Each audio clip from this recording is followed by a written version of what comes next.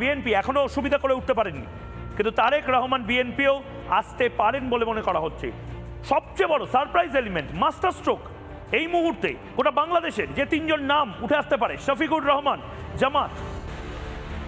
মাহফুজ আলম তথ্য উপদেষ্টা,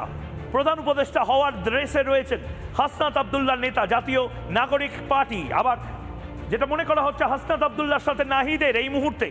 একটা টানাপোড়েন চললেও চলতে পারে, কারণ নাহিদ নিজে উপপ্রধান উপদেষ্টা বা প্রধানমন্ত্রী হওয়ার যে অ্যাসপিরেশন, সেই অ্যাসপিরেশন নিয়ে আসে। হাসনাত আব্দুল্লাহকে মানুষ বেশি পছন্দ করে। হাসনাত আব্দুল্লাহর এই মুহূর্তে মানুষ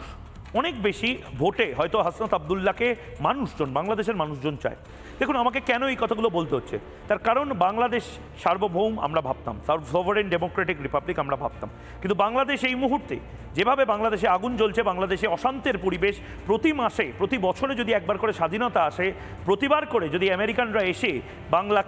বাংলাদেশকে ভয়ঙ্করভাবে বিশৃঙ্খল করার চেষ্টা করে, পাকিস্তানিরা গলায় গলায় বন্ধুত্ব করে, আমাদের তো কথা বলতেই হবে। আমাদের পাশের বাড়িতে ভাই যদি চিৎকারের আওয়াজ পাওয়া যায় কোনো মহিলার, পাশের বাড়িতে যদি কোনো পুরুষ বলে বাঁচাও বাঁচাও,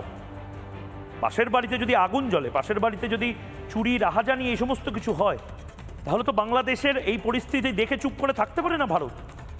ভারতের ছোট ভাই বাংলাদেশ, ভারতের বড় ভাই বাংলাদেশ, ভারতের এই মুহূর্তে বেস্ট ফ্রেন্ড হতে পারে বাংলাদেশ, কিন্তু বাংলাদেশের এই ভয়ঙ্কর খারাপ অবস্থায় ভারত চুপ করে বসে থাকতে পারে না, রিপাবলিক বাংলা চুপ করে বসে থাকতে পারে না, ময়ূখ রঞ্জন ঘোষ চুপ করে বসে থাকতে পারে না, এবং সে কারণেই পুঙ্খানুপুঙ্খভাবে